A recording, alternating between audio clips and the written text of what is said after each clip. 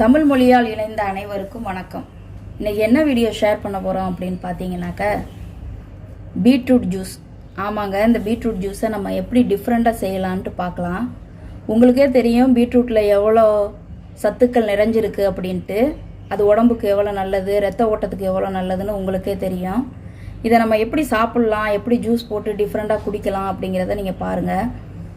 இதுக்கு தேவை பீட்ரூட்டை கொஞ்சம் கட் பண்ணி வச்சுருக்கேன், 5 பாதாம், ஒரு 15 பீஸ் காஞ்ச திராட்சை.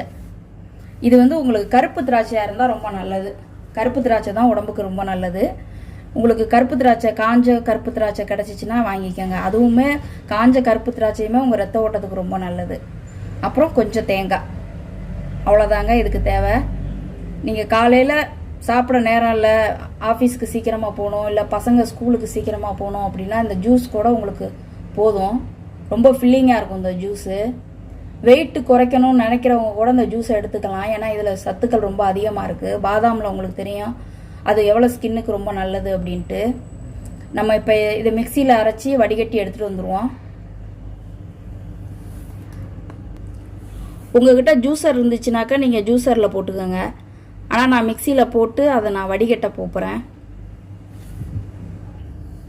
பாருங்கள், இப்போ நான் அரைச்சி எடுத்துகிட்டு வந்துட்டேன். இப்போ நம்ம வடிகட்டிடலாம்.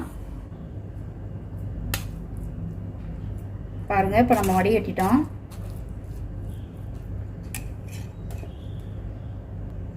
நம்மளோட பீட்ரூட் ஜூஸ் ரெடி ஆயிட்டு. உங்களுக்கு விருப்பம்னாக்க நீங்கள் தேன் கூட இதில் சேர்த்துக்கலாம். நான் இன்னைக்கு எதுவும் சேர்த்துக்கல. உங்களுக்கு சுகர் வேணும் அப்படின்னாக்கா, இனிப்பு வேணும் அப்படின்னு நீங்கள் நினச்சிங்கனாக்கா தேன் சேர்த்துக்கோங்க, இல்லைன்னா நாட்டு சர்க்கரை சேர்த்துக்கோங்க. ஆனால் ஜீனி சேர்க்காதீங்க.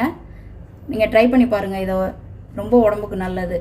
அப்புறம் நம்ம அந்த இருக்குதுல்ல, நம்ம வடிகட்டின சக்கை, இதை நம்ம என்ன பண்ணலாம் அப்படின்னாக்க, நம்ம குளிக்கிறதுக்கு ஒரு 10 நிமிஷத்துக்கு முன்னாடி கை காலில் நம்ம அப்ளை பண்ணிவிட்டு 10 நிமிஷம் கழித்து நம்ம குளித்தோம்னாக்க இந்த ஸ்கின் ரொம்ப ஷைனிங்காக சாஃப்டாக இருக்கும்.